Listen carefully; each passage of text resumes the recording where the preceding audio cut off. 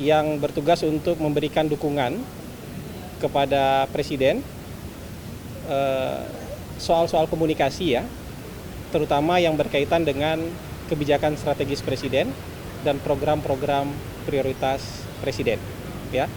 Jadi ini mungkin akan ada beberapa ada beberapa tugas dan fungsi yang memang terkait dengan komunikasi, tapi fokusnya sama kebijakan strategis dan program prioritas Presiden. Mungkin akan ada fungsi dari Deputi 4 KSP yang kemudian dipindahkan ke kantor ini ya.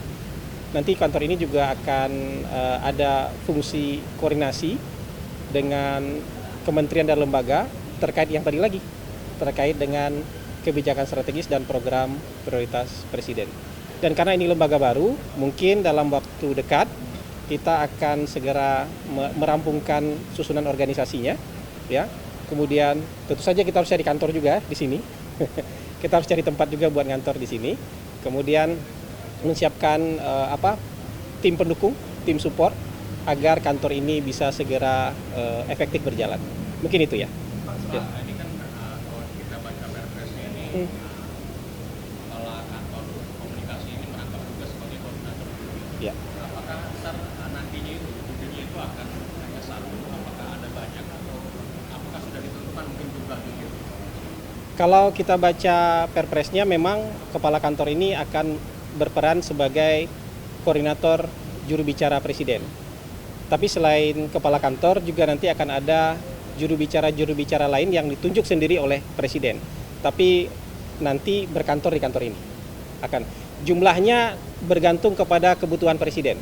Jadi jumlahnya tidak ditentukan, sesuai dengan kebutuhan Presiden nanti. Apakah butuh 5, butuh 4, butuh 6 dan sebagainya, itu tergantung kepada kebutuhan Presiden. Gitu. Kan kemarin Pak Hasan sendiri termasuk yang berperan dalam menangkal serangan-serangan politik pasangan Prabowo dan Mas Gibran. Apakah mungkin Pak Hasan ini dipasangkan sebagai kepala kantor ini untuk menangkal serangan-serangan politik nanti yang dinarasikan kepada Pak Prabowo?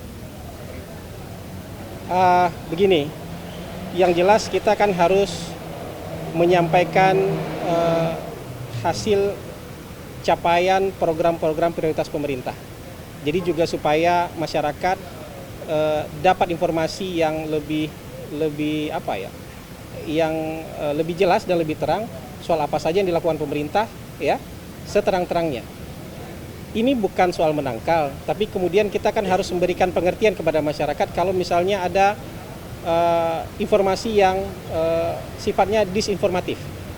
Kalau ada sifat isu-isu yang sifatnya mungkin ada distorsi, ada fitnah, ada yang berita-berita yang tidak benar lah. Jadi mungkin bukan bahasa menangkal, tapi menyampaikan sesuatu agar masyarakat kemudian bisa memahami apa yang sebenarnya, ya, yang sedang dikerjakan, apa yang sudah dicapai, kira-kira begitu. Ya.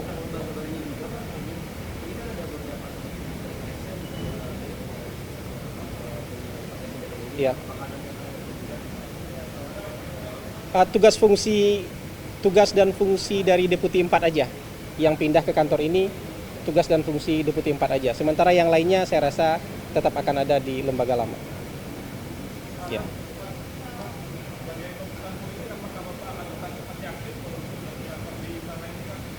Saya sudah pensiun dari konsultan politik Februari tahun 2024. Sudah pensiun, selesai. Saya sudah mundur dari jabatan eksekutif maupun jabatan komisaris di perusahaan konsultan politik sejak Februari tahun 2024. Gitu. Terakhir ya, karena ada yang lain yang harus.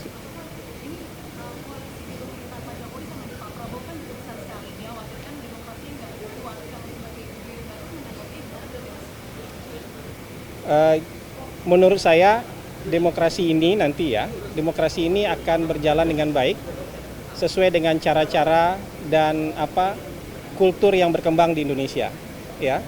Dan kita berharap iklim demokrasi yang sekarang ya terbuka, teman-teman bisa mengkritik, teman-teman juga bisa memberitakan, ya. Teman-teman juga bisa menjadi alat kontrol. Menurut saya nanti akan dipertahankan untuk selanjutnya karena ini jalan yang sudah dipilih kan. Jadi menurut saya nggak perlu ada kekhawatiran soal demokrasi di sini. Kan kita butuh pemerintahan yang efektif ya. Kita butuh pemerintahan yang efektif. Sekian dulu ya. Terima kasih teman-teman. Assalamualaikum warahmatullahi wabarakatuh. Nanti ya. Pertama-tama saya ingin memperkenalkan nama saya. Nama saya Taruna Ikrar. Hari ini dilantik sebagai Kepala Badan Pengawas Obat dan Makanan Republik Indonesia. Tentu saya ingin menyampaikan ucapan terima kasih kepada Bapak Presiden Jokowi yang telah mempercayakan amanah ini kepada saya untuk mengemban. Dan tentu juga kami ucapkan terima kasih kepada Bapak Presiden terpilih, Bapak Prabowo, yang merupakan beliau yang merekomendasikan, demikian juga Menteri Kesehatan Republik Indonesia, Pak Budi Gunadi Sadikin. Jadi atas amanah ini berarti merupakan amanah yang berat, amanah yang mempunyai beban, yang bertanggung jawab terhadap pengawasan obat dan makanan. Kalau kita berbicara tentang obat, itu sangat luas, mulai dari obat-obat jadi ataupun obat-obat yang dimanufacturing, termasuk obat-obat biologi dan sebagainya, termasuk obat fitofarmaka dan obat-obat tradisional. Nah, kalau kita berbicara tentang makanan, itu juga sangat luas. Itu sangat menyangkut apa itu makanan, minuman, dan semua yang aspek yang menyentuh tubuh manusia, itu registrasinya di Badan Pengawas Obat dan Makanan. Dalam konteks itulah dia mulai dari pengawasan, dari hulu sampai hilir. Bagaimana manufacturing, good clinical practice, dan sebagainya itu di situ sampai dengan bagaimana keluar izin edarnya untuk dipasarkan. Dan tanggung jawab dan bebannya tentu sangat berat, bertanggung jawab terhadap 282 juta penduduk Indonesia sekarang. Baik itu obat-obatan, minuman, makanan, dan sebagainya. Nah, dalam konteks itu ada 5 prioritas utama sebetulnya yang menjadi pointer yang digariskan oleh pimpinan kita, yaitu Bapak Presiden Republik Indonesia. Yang pertama, bahwa kita tahu, kita berbicara tentang nutrisi atau makanan ini nanti akan tentu terkait dengan badan gizi dan sebagainya. Kita memastikan makanan atau produk-produk minuman dan sebagainya yang diminum oleh rakyat kita itu aman, sesuai dengan status gizinya, status apa yang kita sebut kontennya dan sebagainya. Jadi dia baik dan sehat, itu yang paling penting. Yang kedua juga berbicara tentang obat. Obat itu kan sangat luas seperti yang saya sebutkan tadi.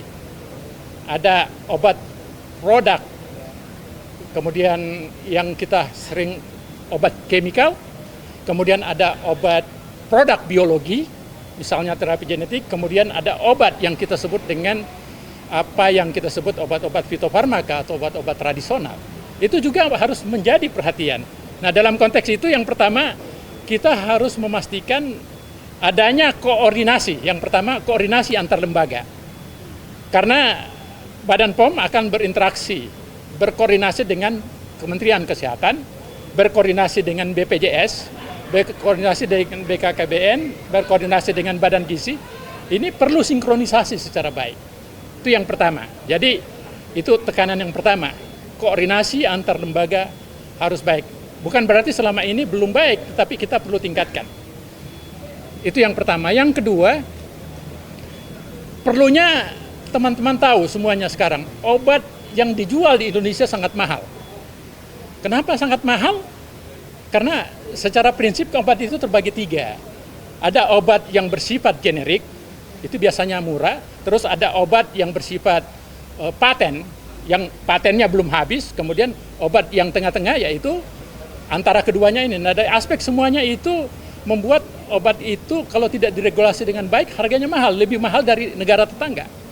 Yang ketiga membuat itu lebih mahal karena ternyata lebih dari 90% produk kita itu bahan bakunya masih dari impor.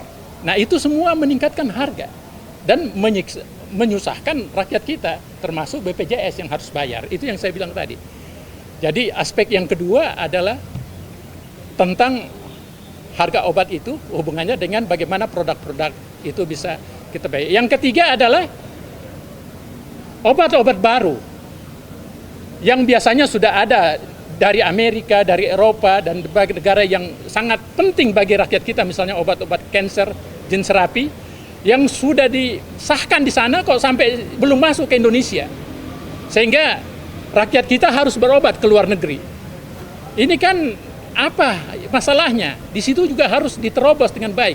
Jadi obat-obat yang menjadi obat-obat inovasi, obat-obat bagus, itu secepatnya, bagaimana bisa secepatnya masuk ke Indonesia.